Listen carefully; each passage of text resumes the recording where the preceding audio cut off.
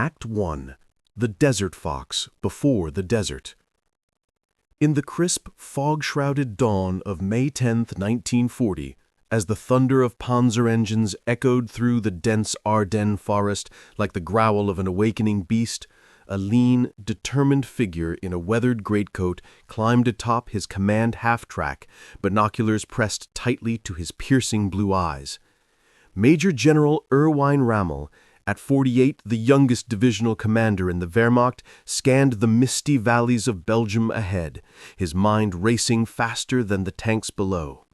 The world braced for a replay of 1914's bloody stalemate, trenches, artillery duels, millions locked in mud, but Rommel saw something different: opportunity in chaos, victory in velocity. His 7th Panzer Division, soon to earn the eerie moniker Ghost Division for its phantom strikes that vanished and reappeared like specters, was poised to slice through France's heart, shattering the invincible Maginot Line and the Allied armies arrayed against it. Rommel, the humble son of a Swabian schoolteacher, had risen from obscurity through sheer audacity and intellect, forged in the hellfires of the Great War where he stormed impossible peaks and outflanked empires. He knew war's cruel arithmetic intimately, and in this moment, with Europe's fate hanging by a thread, he was about to break every expectation, turning Hitler's desperate gamble into a blitzkrieg masterpiece that would stun generals, humble nations, and etch his name into legend. The Desert Fox before the desert, this was the man whose dash across France would redefine warfare, leaving a trail of bewildered foes and a warning that speed could conquer even the mightiest fortifications. Rommel's story began not in glory, but in quiet provincial grit. In the small town of Heidenheim in southern Germany, born on November 15, 1891, to a Protestant schoolteacher father and a mother from a minor noble family. Young Erwin was bookish, frail, with spectacles that made him the target of bullies, but a fire burned within. His father wanted him an engineer or academic. Rommel dreamed of the military, inspired by tales of Prussian heroes. At 18, he enlisted in the 124th Württemberg Infantry Regiment as an officer cadet in 1910, enduring brutal drills in Weingarten that toughened his body and sharpened his mind. "Discipline is the soul of an army," he scribbled in his notebook, already analyzing maneuvers. By 1912, promoted to lieutenant, he taught at the Danzig War Academy, his lectures on tactics drawing praise for their clarity and innovation. Colleagues noted his intensity. He devoured Clausewitz, studied maps until dawn, always questioning, how do we move faster, strike harder? World War I was his crucible, a baptism in blood that revealed the tactician within. Sent to the Western Front in August 1914, Rommel led platoons at the Battle of Longwy, charging machine guns with bayonets fixed, wounded in the thigh yet crawling back to rally his men. "Pain is temporary, defeat eternal," he later wrote. Recovered, he fought at Verdun in 1916, infiltrating French lines under gas clouds, capturing prisoners with grenades and grit. But Italy in 1917 immortalized him. Transferred to the Württemberg Mountain Battalion, Rommel commanded a detachment in the Caporetto offensive. On October 25th at Mount Mutagur, he led 150 men against 10,000 Italians entrenched on fog-enshrouded peaks. Using infiltration, small groups slipping through gaps, bypassing strong points, he scaled cliffs at night, surprising sentries, seizing heights one by one. In 52 hours, without artillery support, he took 81 guns, 9,000 prisoners, and the mountain itself. Wounded again, shrapnel in his arm, he refused evacuation until victory. For this, Kaiser Wilhelm awarded the Pour le Mérite, Germany's Blue Max. Rommel, at 27, one of the youngest recipients. "War rewards the bold," he told his exhausted troops, bandaged but beaming. He ended the war with more captures at Longeron. His methods, speed, surprise, decentralized command, foreshadowing blitzkrieg. The interwar years were humiliation and reinvention. Versailles crippled Germany's army to 100,000 men, no tanks or air force. Rommel, demoted to captain, commanded companies in the Reichswehr, training in secret with wooden guns. He married Lucy Mollin in 1916, their son Manfred born in 1928, a family anchor amid turmoil. Posted to Dresden Infantry School in 1929, he taught tactics, his classes packed with eager officers. His 1937 book, Infantry Attacks, drawn from World War I diaries, became a bestseller. Hitler read it, underlining passages on mobile warfare.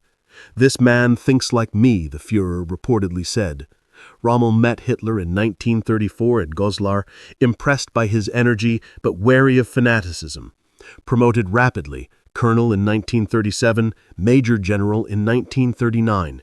He led Hitler's personal bodyguard battalion during the 1938 Sudetenland occupation and Poland invasion in September 1939.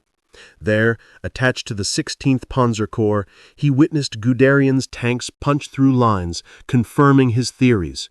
"The future is armored," he wrote Lucy. "Speed will be our sword." Assigned the 7th Panzer Division in February 1940 at Goesteburg, Rommel inherited a patchwork unit, 218 tanks, mostly Czech 38Ts, light but agile, 10,000 men from various regiments, many fresh from civilian life. He drilled them mercilessly, night marches through Rhine mud, simulated river crossings, radio drills for split-second coordination. "We are not an army of position," he barked at officers. "We are hunters. Strike, vanish, strike again." Soldiers grumbled at first. The Ghost Division nickname started as a joke for lost convoys in exercises, but respect grew. A young lieutenant recalled Rommel leading from the front, map in hand, ignoring protocol. "He lives with us in the dirt," the man said. Rommel scouted personally, flying in a stork plane over potential routes, noting terrain weaknesses. Family letters revealed vulnerability. "If we fail, Germany falls. Pray for me, Lucy." The stakes of Fall Gelb were do or die. Hitler's plan, refined by Manstein, risked everything. Army Group A, 45 divisions, 1,200 tanks through the impassable Ardennes, while Group B fainted in Belgium. French General Gamelin, overconfident, poured elites into the Low Countries, leaving the Meuse thinly held. The Maginot Line, billions spent on concrete forts, faced east, useless against a flank thrust. Allies, France's 3 million, Britain's BEF 400,000, Belgians, Dutch, expected attrition. Rommel briefed his staff, "They fight yesterday's war, we end it in weeks." Tension mounted in April. False starts, weather delays. Hitler visited, gripping Rommel's shoulder. "You will open the door to Paris." The general saluted, but inwardly doubted, blitzkrieg or bluff. On May 10th, the storm broke. Luftwaffe struck airfields. Paratroopers seized Ibn Amel Fort. Rommel's division, spearhead of Hoth's corps, plunged into Ardennes trails, narrow, winding, jammed with Kleist's panzers. Traffic halts threatened catastrophe. French bombers probed but missed. Rommel pushed 50 miles day one, scouts capturing Belgian outposts. At the Earth River, engineers bridged under fire. He crossed in an assault boat, pistol drawn. "Forward or die," he yelled, bullets splashing. By May 12, at the Meuse near Diant, his artillery suppressed French bunkers. Infantry rafted across, securing bridgeheads. Tanks followed, engines screaming. The Ghost awakened. Allied command reeled. Panzers where? France's expectations shattered. Rommel's dash had begun, a legend racing towards immortality. Act 2. France falls in 41 days.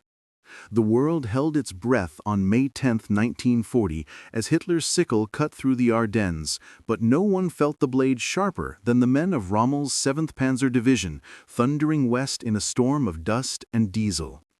France, the victor of 1918, boasted the largest army in Europe, 135 divisions, 3,000 tanks, the vaunted Maginot Line impregnable along the German border. Britain's BEF, elite and professional, rushed to Belgium with French allies, expecting a Schlieffen Plan rerun through the plains. Generals like Gamelin in Paris sipped coffee, assured the Ardennes forests, dense, roadless, a natural tank trap, would delay any thrust for weeks. They were wrong. Rommel's ghosts led the charge, crossing the Meuse, outflanking defenses, racing 150 miles in days. From Dinant to the Channel, his panzers became a nightmare. Allied columns bombed, refugees clogging roads, command paralyzed. France fell in 41 days, a collapse that stunned empires and birthed blitzkrieg myth. Rommel's dash was the spearhead, his audacity the poison, turning overconfidence into panic and a continent into ruin. The background was a tapestry of desperation and delusion. Germany, bled white by Versailles, had rebuilt in shadows. Hitler's rearmament from 1933 produced 2,500 tanks by 1940, but fuel was scarce, reserves thin. Fall Gelb was a gambler's throw. If the Ardennes thrust failed, counterattack would crush the Reich. Manstein's plan, sickle cut to the sea, depended on speed. Delay meant disaster. Allies, scarred by World War I, prepared for trenches. France's tanks dispersed in infantry support, Air Force outdated. Churchill, new prime minister on May 10th, wired Roosevelt for aid, but America watched neutrally. In Berlin, Hitler paced OKW maps. In Paris, Gamelin dismissed Ardennes reports, a diversion. Rommel, at the tip, knew truth. One breakthrough and they unravel. Rising action ignited at the Meuse. On May 12, Rommel's division reached Dinant. French 18th Division dug in across the river. Artillery pounded. Stuka screamed down, sirens wailing like banshees. Engineers under fire inflated rafts, ferrying infantry. Rommel waded ashore in hip-deep water, pistol firing at bunkers, shouting, "Nach vorn!" A bullet grazed his cap. He pressed on, securing a bridgehead by dusk. Tanks crossed pontoons overnight, PZ-38Ts clattering, crews exhausted but exhilarated. "The general is everywhere," a sergeant radioed. By May 13th, breakout. Panzers fanned west, flanking French 9th Army. Gamelin panicked, shifting reserves north.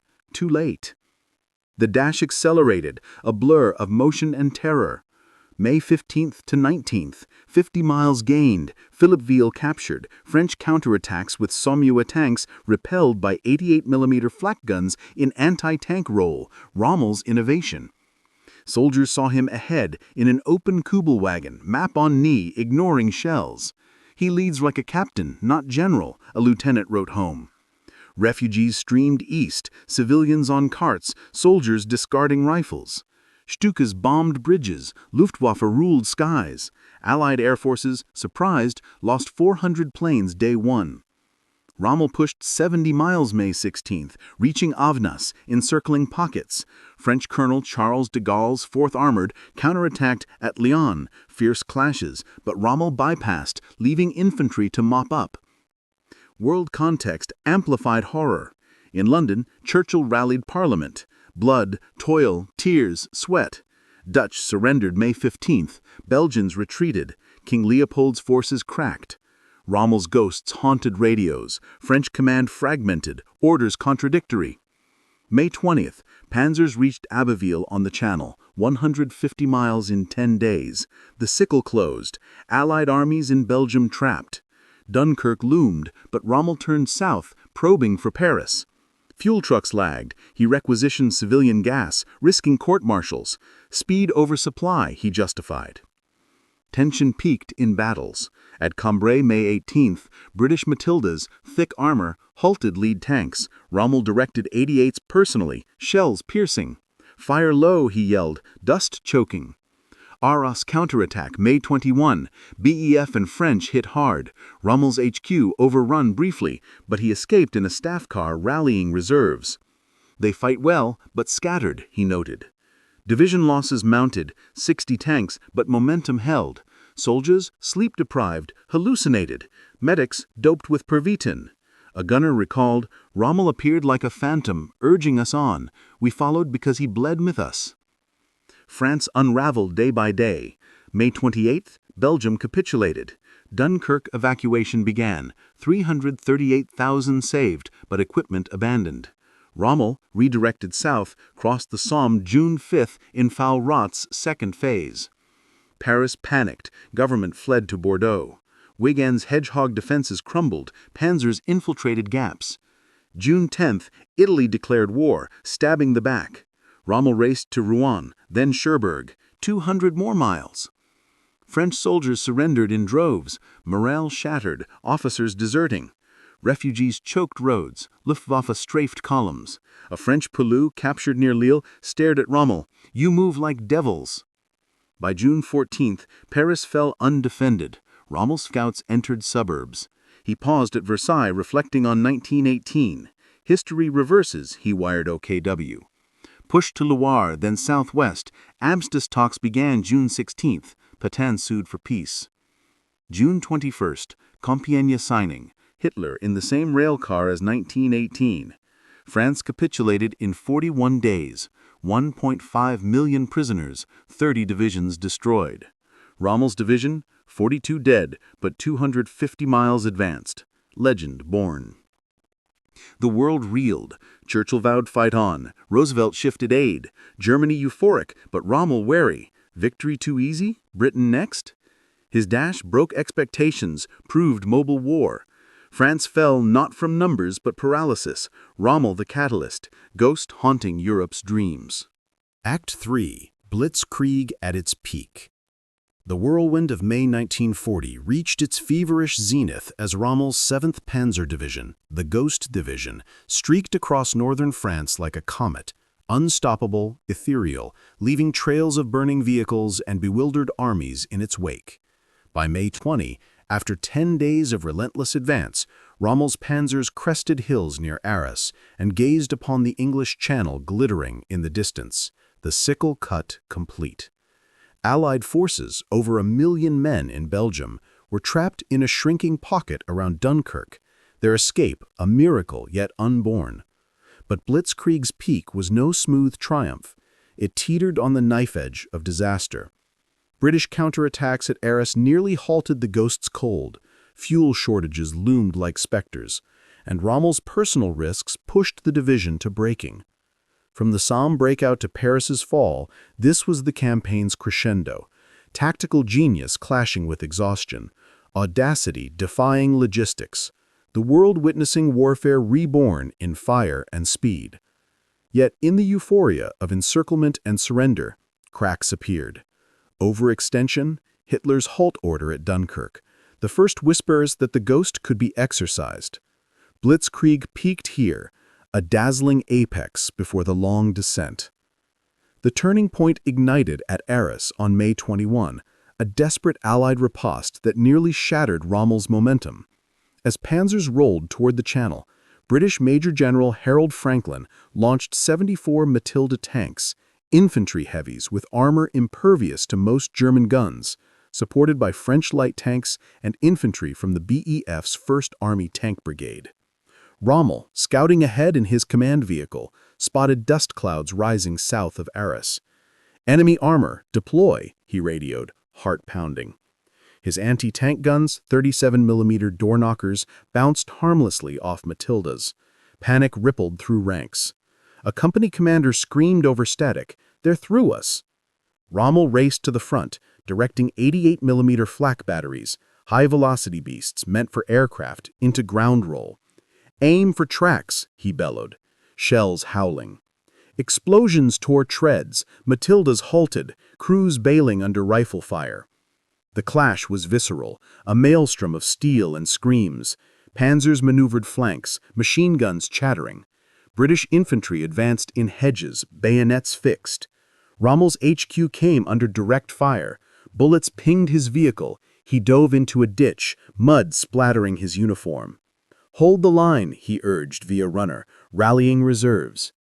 By dusk, Allies withdrew, losing 60 tanks, but inflicting 400 casualties and 20 panzers on the 7th. Rommel, bandaged from shrapnel, wired Hoth, heavy fighting, enemy tougher than expected. Soldiers, wide-eyed, whispered of the iron monsters. The counterattack bloodied the Ghost, but failed to stop it. Rommel bypassed Arras, pushing west. They bought time for Dunkirk, he noted grimly, but the trap closes. Peak momentum surged to the Channel. May 20, Abbeville captured, Somme estuary reached, 150 miles in 10 days, a pace defying military textbooks. Rommel's scouts reported the sea. He climbed a church tower, binoculars revealing Allied columns fleeing north. The pocket forms, he exulted. Encirclement trapped 400,000 BEF French Belgians around Dunkirk. Hitler, euphoric, issued the infamous halt order May 24, Panzers pause, Luftwaffe to finish. Rommel fumed in his diary. Political meddling. Goering's bombers can't hold ground. The delay allowed Operation Dynamo. 338,000 evacuated by June 4, a miracle that saved Britain's army but abandoned equipment. Rommel, redirected south, seethed. We let them slip. Blitzkrieg crested in fall rot, the second phase launching June 5th. Wiegand Line, hedgehogs of villages and rivers, crumbled under coordinated assaults. Rommel crossed the Somme at Hangest, engineers bridging under artillery. Panzers poured across flanking positions. June 6–8, 100 miles gained, Rouen seized, Seine bridged at Elbeuf. French 10th Army shattered, soldiers surrendered en masse, hands raised, eyes hollow. A captured officer told Rommel, "Your speed, it's inhuman." Refugees clogged roads, women with children, carts overturned. Luftwaffe strafed mercilessly. Rommel halted strafing civilians when possible, but war's machine rolled on. Paris's fall was the symphony's climax. June 9th, panzers south of the capital, scouts entering suburbs. Government fled. Eiffel Tower loomed empty. June 14th, troops marched in. Rommel absent, commanding advance to Loire. He wired Lucy, "Paris ours, victory bittersweet." French morale collapsed. Pétain broadcast surrender pleas. Rommel pushed to Cherbourg June 18th, port falling June 19th. Naval base intact, a prize. Division exhausted, tanks down to 100, men on 3 hours sleep, Pervitin pills standard. A driver confessed, "We drive until we hallucinate the general ahead." Tactical peak shone in innovations.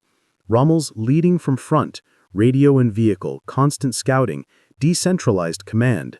Subordinates acted independently. 88 says anti-tank, Stuka coordination, infiltration bypassed forts. But overextension showed. Supply lines 200 miles long, vulnerable, losses 2,500 men, 100 tanks. Allies learned. Future fights would adapt. France surrendered June 22nd at Compiègne, 41 days from invasion. Rommel promoted lieutenant general, Iron Cross with swords. Blitzkrieg peaked, expectations broken, warfare revolutionized. Yet Dunkirk's escape haunted, Britain defiant. Rommel gazed west. The real war begins. The ghost's apex foretold shadows, Africa calling, hubris waiting. Act 4. When Genius Meets Limits. The triumph of France in 41 days crowned Rommel a hero in Hitler's Reich, but victory's glow masked the gathering storm where genius would collide with unforgiving limits. Promoted to lieutenant general in July 1940, Rommel inspected occupied Paris. His Ghost Division paraded through Berlin to cheering crowds. Hitler pinned the Knight's Cross with oak leaves, praising "my African lion." A transfer to the Africa Corps in February 1941, commanding Axis forces in Libya. Blitzkrieg, perfected in Europe's fields, faced desert sands, endless supply lines across Mediterranean, Royal Navy strangling convoys, terrain favoring defense. Rommel's dash captured Cyrenaica, besieged Tobruk, won Gazala, but logistics bled him dry. Allies under Auchinleck and then Montgomery adapted with overwhelming materiel. El Alamein loomed as the wall. Rommel's health shattered, panzers starved. The Desert Fox, once phantom, became hunted.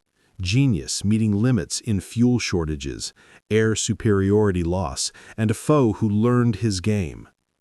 France's consequences rippled. Overextension's curse, the peak's inevitable fall. Promotion brought euphoria and exile. In Bad Godesberg, Rommel celebrated with Lucy and Manfred, toasts to Europe's savior.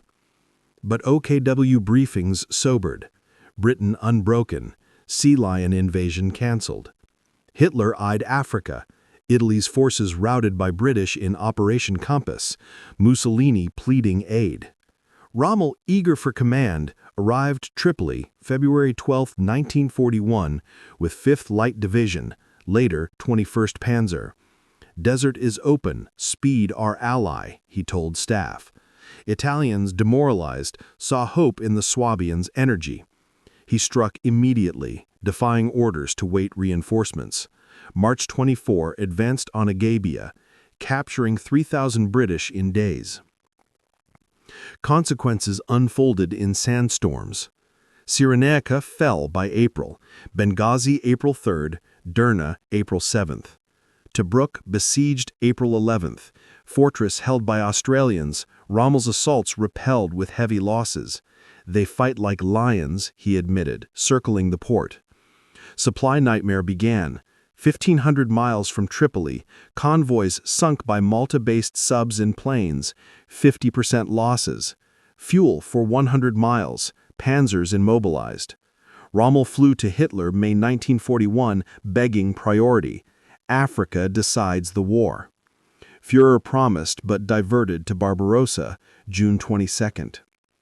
Genius stretched in Operation Battle Axe, June 15th. British counterattack with Matildas, Rommel's 88s and flanks destroyed 100 tanks. Tobruk held, but morale soared. November, Auchinleck's Crusader relieved Tobruk, pushing access to Al-Aghala. Rommel masterfully retreated, saving forces. January 1942, counteroffensive. Gazala Line breached May 26th, Cauldron Battle annihilating British armor. Tobruk fell June 21st, 30,000 prisoners. Churchill stunned in Washington. Rommel field-marshaled June 22nd, youngest in Wehrmacht. Peak in desert mirrored France. Dash to Egypt, Mersa Matruh June 28th, 60 miles from Alexandria. Paris panicked. Ash Wednesday documents burned. But limits loomed. Supplies, 1,000 miles stretched. RAF dominated skies. Ultra intercepts revealed plans. Montgomery took 8th Army August, building with American Shermans, overwhelming artillery. Rommel, malaria-racked, flew to Germany September for treatment. Hitler promised Panther tanks. None came. El Alamein July, Rommel attacked, stalled in minefields, fuel critical. "Without petrol, we die," he wired Kesselring. Montgomery probed. Alam Halfa, September repelled, but costly. Rommel returned October, faced 2nd Alamein, October 23rd, 1,000 guns barraged, 500 tanks versus 1,000 Allied. Supercharged November 2nd broke lines. Retreat ordered. Torched supplies 500 miles to Tunisia. "The war in Africa is lost," he told Lucy. Personal toll crushed. Ulcers, exhaustion, doubt. Soldiers starved rations, tanks bogged. Captured British officer, "Your general is brilliant, but you can't eat brilliance." Axis surrendered Tunisia May 3rd, 250,000 prisoners. Rommel evacuated March, forbidden return. Genius met limits. Logistics over strategy, resources over audacity. France's victory bred hubris. Africa exposed frailty.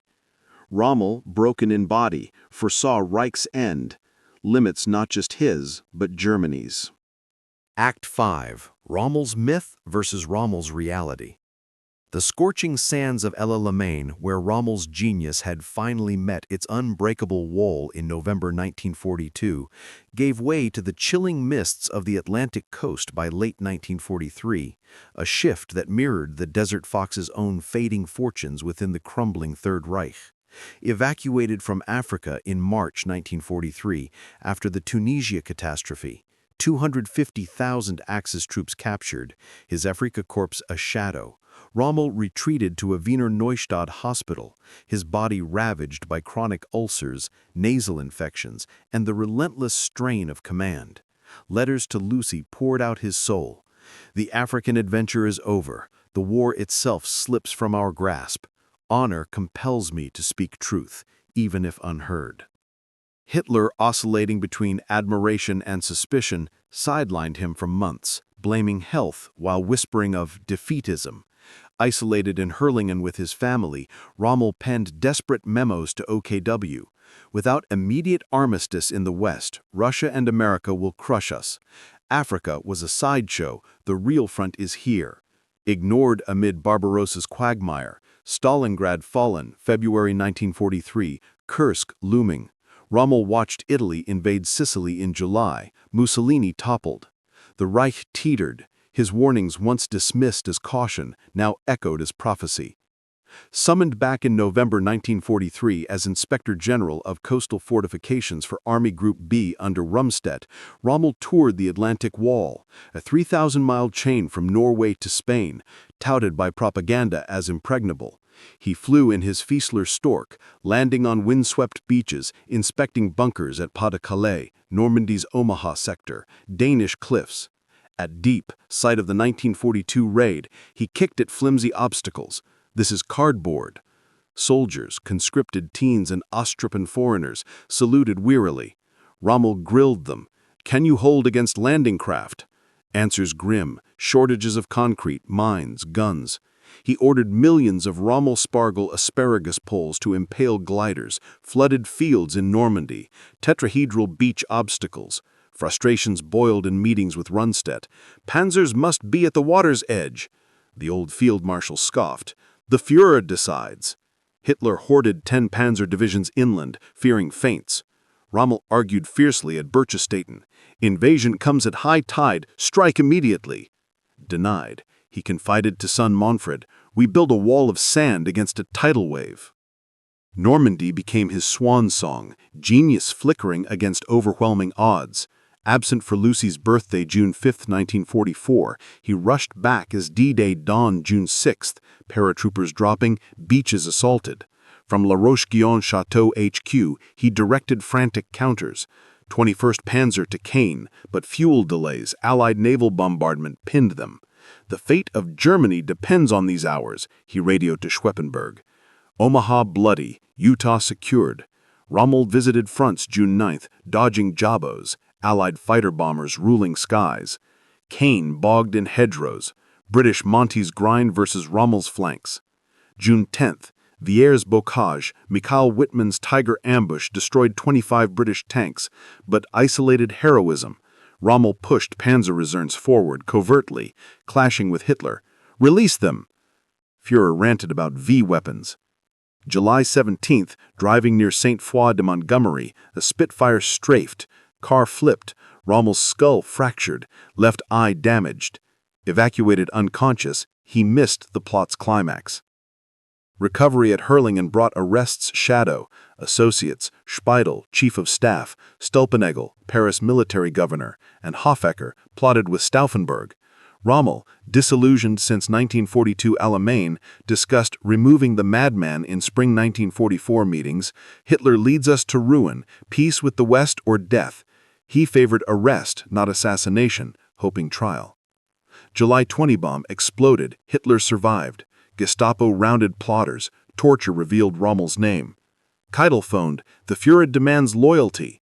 Rommel bedridden, denied involvement but knew fate. October 14th, tension unbearable. Bergdorf and Meisel arrived Hurlingen midday, uniforms crisp, faces stone.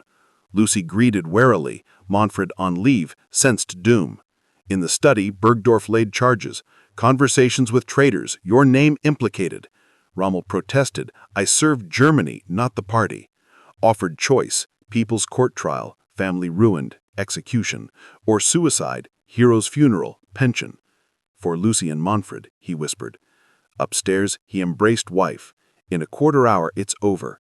Tell Manfred to be strong. Dressed in Africa tunic, he walked to the car, cyanide vial in pocket. Driven to woods, he swallowed, convulsing minutes later, dead at 52. Body cremated. State funeral October 18th in Ulm. Goebbels orating. Rommel fell to enemy fire. Lie to preserve myth. Myth blossomed immediately. Goebbels' propaganda painted chivalrous warrior, clean hands in Africa, no SS ties. Allied leaders fed it. Churchill in Parliament 1942. We have a very daring and skillful opponent, a great general. Eisenhower post-war. Rommel fought fair. 1951 film The Desert Fox with James Mason, romanticized, humane captor, strategic master. Books like Desmond Young's biography cemented good German, Wehrmacht separate from Nazis. Germans clung post-war. Denazification trials acquitted him, myth aiding economic miracle innocence. Reality eroded the facade layer by layer. Captured documents, Rommel approved Führer's commando order, October 1942, execute captured saboteurs. In France, he oversaw Jewish labor for wall, thousands to camps. Africa, ignored Italian ally massacres in Libya, executed franc-tireurs per orders. Early letters anti-Semitic, 1930s to Lucy, Jews undermine. Loyalty to Hitler until 1943, Poland, France cheered. Tactical brilliance real, infantry attacks manual influenced Patton, but strategic blindness, Africa begged impossible supplies, Normandy underestimated air naval power. Legacy in warfare transformative, U.S. maneuver warfare doctrine 1980s cites Rommel, Outrog's Tactic Mission Command. Vietnam, Viet Cong infiltration echoes Matajur. Yom Kippur 1973, Israeli flanks like Gazala. Gulf War 1991, Schwarzkopf's left hook Rommel inspired. NATO exercises simulate Ghost Division dashes. German memory turbulent. Bundeswehr named barracks after him until 1961 evidence, renamed amid student protests. Manfred advocated father's honor, publishing letters 1990s revealing plot depth. Memorials in Heidenheim debated, vandalized, defended.